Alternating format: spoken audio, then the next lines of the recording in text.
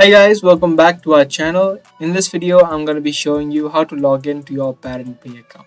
Whether you are a school or a parent trying to log in to the account of ParentPay, let me show you how it's done. If you want to learn how you can easily log in, make sure you keep watching this video until the end. Search for parentpay.com on the search bar of your web browser and it's going to take you to its website. Now on the top right, you can see two options for parents and for school. If you are a parent, hover over the parent option and click on parent login. In this section, you'll need to first of all type in your email address or the username that is associated with this account. In the second box, also make sure to type in the password correctly. If you have forgotten the password to your account, click on the forgot password link.